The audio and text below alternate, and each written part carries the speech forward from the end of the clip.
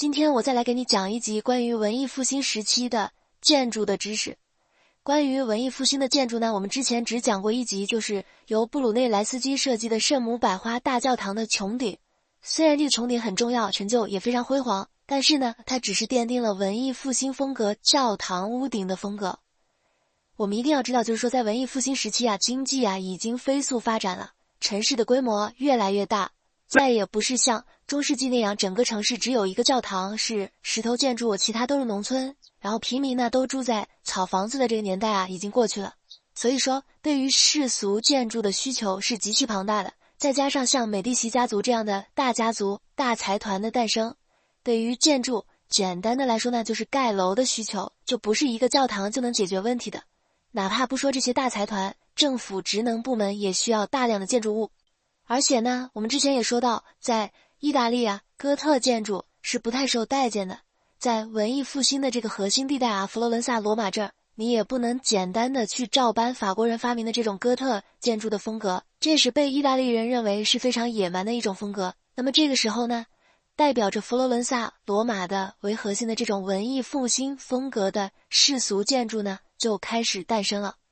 那么关于文艺复兴时期的这个代表建筑我们总共差不多要知道3个点。第一个呢，你要知道一个人，这个人呢叫做阿尔伯蒂，这个人呢奠定了文艺复兴时期建筑的基础。同样他也不是一个学建筑出身的，他是一个学法律出身的。然后呢，他通过对古罗马的建筑的研究你之前在讲达芬奇的时候说到过，这个维特鲁威人他是一个古罗马的建筑家。然后呢，阿尔伯蒂通过对维特鲁威的研究写了一本书，叫做《论建筑》。那这本《论建筑》呢，是中世纪以来第一本详细论述建筑学的著作。基本上来说呢，就是这个阿尔伯蒂他凭一己之力奠定了整个文艺复兴建筑的风格，然后他的命还非常长。第一点你要记住的，这个人叫阿尔伯蒂，他是一个学法律出身的建筑大师。第二点呢，就是我们要能迅速的辨别出什么是文艺复兴风格建筑，这种建筑它拥有哪些特点。那我总结下来最突出的有3个外形特点。第一呢，叫做矫枉过正的，什么意思呢？具体体现在方形的柱子。再具体一点，就是镶嵌在墙上的方形的柱子。之前我们说过文艺复兴的一大核心就是要追随古罗马，追随古希腊嘛。然后我们在很早的时候，在第2周的时候也讲过，古希腊建筑的一大特色就是有3种柱子，分别是多利安风格的柱子、爱奥尼亚风格的柱子和柯林斯风格的柱子。这种柱子影响欧洲建筑延绵上千年，凡是有柱子基本就是这3种当中的一种。既然古希腊跟古罗马人的建筑是以柱子、柱形建筑为特色的话，那么作为文艺复兴的建筑，它一定要把这种柱子的元素放进去。那么就出现了一个矫枉过正的现象，是什么呢？就是哪怕这个柱子没有实质的功能，也会被当作一种装饰物去镶嵌在墙上面。我们要知道，正常来说，古希腊、古罗马的建筑是因为它要用这种柱形的结构去支撑这个屋顶的重量，才会用到柱子。但是在文艺复兴时期呢，就是已经是具有现代城市的规模了，那个时候的房子呢，就已经是四四方方的了，4堵墙顶个屋顶，本质上其实就不需要这个柱子作为承重的这种作用来出现了，对吧？你说柱子有用行，一般来说是一个大的建筑物，它的入口处有个大的门拱，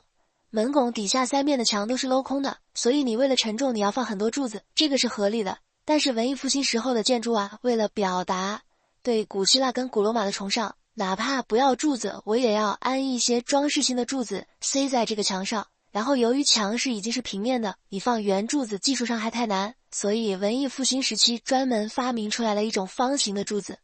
就这个方形的柱子柱头还和多利安、爱奥尼亚和柯林斯是一样的，就是说这个柱头是跟古代的柱子是一样的，但是为了方便造就变成了方形的柱子。这是第一个特点，矫枉过正的纯装饰性的方形柱子。那第2个特点呢，就是只要能圆的地方绝对不会出现尖角。这个呢，我们就要对着哥特风格的建筑来说一说了。就是哥特风格的建筑我们之前讲过，它除了特点是尖尖的以外，就是要多尖有多尖，整个建筑像个刺猬一样。它还有一个特点，就是说在它的门拱的形状上，它也会体现出一个尖角。那么尖角就是哥特的象征。之前我们已经说过了，意大利人是非常反对哥特的，觉得非常野蛮。所以说，在意大利的这个文艺复兴的建筑特色当中啊，所有的门拱、所有的窗户的拱都是圆形的拱，你是看不到任何有尖角的地方的。把尖角改成圆拱的这个特点啊，还反向由南传到北，去影响了一把北方哥特的建筑风格。这个其实是非常有意思的，因为当时哥特人也意识到，就是北方人啊，也意识到自己被潮流落下了。他们在哥特时期，他们还是很潮的，还是引领了欧洲的潮流。但是他们也意识到，南方的文艺复兴非常发达，他们已经不是时尚的中心了。所以说，在同一时期的北方哥特建筑也采用了一些机械的照搬南方的文艺风格建筑的几个特点，比方说在那个时期建造出来的新的哥特建筑的门拱机械的变成了圆形。但是呢，这个其实是跟哥特风格非常不符的。这样的一个时代之下，双方互相学习，没有形成自己的审美的自洽的一套体系啊，其实是互相把对方搞得更加糟糕了。第三点，关于这个文艺复兴的建筑特点呢，就是特殊的门框。我也给你放在了这个图文区啊，就是文艺复兴建筑的这个大门的门框，是用相互交错鳞次质地的这种石头，就是它会用很大块的石头专门给你砌出来一个门框，给你有一种堡垒要塞的感觉。但是这种感觉反而是一种，我觉得是一种非常土的风格，跟华丽啊，跟精致完全不沾边，完全是一种非常粗糙的这样的一种风格感受啊。这完全是为了反哥特而反哥特嘛。因为哥特的门拱是雕花的，是有各种的雕梁画栋的花纹在上面，他为了要反哥特，好，那就干脆直接很粗暴的用粗重的石头来砌出一个门框的这样的一个形状，非常具有代表性的建筑。比方说你去到佛罗伦萨玩，一定要去的一个地方叫做皮提宫，这个地方是当年美第奇的一个行宫之一，它的这个大门就是非常典型的文艺复兴的堡垒要塞型的土的风格的一个门框。这个是关于第二大点，就是关于文艺复兴时期风格建筑的一大特点。那么还有第三个点是什么呢？就是我们一定要知道啊，文艺复兴时期的建筑相对来说，它在建筑史上是一个比较短暂的一个短命的这样的一个风格，它的影响并没有非常深远，一直到了巴洛克的建筑，它才是一个完全自洽的体系。之前我们已经说了，你可以看到文艺复兴的建筑啊，一方面是一味的追求古希腊、古罗马，甚至很机械的说，哪怕这个是多余的，哪怕很碍事儿，我们也要搞一个方形的柱子。不论从实用性上也好，从观赏性上也罢，这其实并不是一种非常完善、非常自洽的建筑风格体系。老实说啊，文艺复兴时期的建筑最大的贡献，除了布鲁内莱斯基的教堂啊、穹顶以外，在其他的领域成就并不是太高。而且这也是为什么除了在意大利之外，你在其他地方很少能够看到我上述所说的这种文艺复兴风格的建筑。那这是一种对古代风格的机械模仿，所以文艺复兴风格的建筑属于一种探索时期的建筑，有一点像我们之前所说的焦式主义。你看焦式主义也差不多就是经历了这样的同样的一个思潮嘛。那么从这一点看下来，我觉得我们可以回答一个问题，就是说为什么同样都是在文艺复兴的框架之下，绘画艺术的成就要大于雕塑艺术的成就，要再大于建筑艺术的成就？我认为这个就是不同领域的包袱不一样。绘画领域的包袱最轻，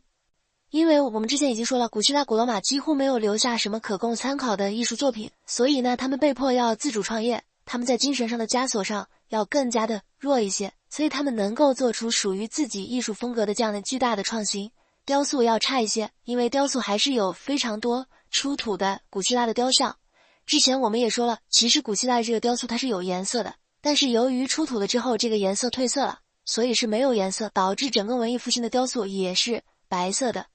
你从这个例子你可以看出来，当时的艺术家对古代的依赖是多么的深，多么的巨大。那你再来看建筑领域，建筑领域是一个古代留下来遗迹最多的领域，房子呢还不到处都是啊，尤其是这个古罗马帝国，这个罗马城市是一个100万人的大城市，那古罗马这个地方留下来的遗留建筑实在是太多了，有太多可供当时文艺复兴时期的建筑家所学习琢磨的地方。之前我们也说过了，圣母百花大教堂为什么可以造出来？那是因为罗马万神殿的技术失传了，他们造不出来万神殿，才会去被逼的发明了圣母百花大教堂这样的哥特加罗马式风格的穹顶。从这个故事我们可以看出来，就是有时候这个前人给你留下来的东西啊，你不好好去应用啊，你只是一味机械的模仿，并没有想到完全的创造一种属于自己的风格的，有时候就会走入矫枉过正、机械抄袭的这样的一种误区。今天的小贴士呢，我来讲一个装修上要注意的事情。我不知道现在还流不流行，至少反正在我小时候啊，特别流行一种所谓欧式风格的装修风格，在房间里面或者说在你的客厅当中，大家会放个2根罗马柱什么的呢。我想告诉你，这是一种特别不合理的做法。为什么呢？之前我们都说了，你看文艺复兴风格的建筑，它还是把柱子放在外墙上，都没有能够让它经久不衰，都已经变成了后人所批评的对象，更不要说撞在室内了。而且柱子这个东西一定要具有功能性，真正需要柱子的建筑是那些需要沉重的、面积非常大、空间非常大的恢宏式的建筑。咱们现在这个房子呢，100多平米，我觉得呢，装2个柱子，一碍事儿，2它也不会美观，3它会更加让你的空间显得狭小。如果还没有装修的朋友呢，我推荐你们千万不要在屋子里面冷不丁的装2个柱子，这是非常影响美观的，以及非常影响实用的。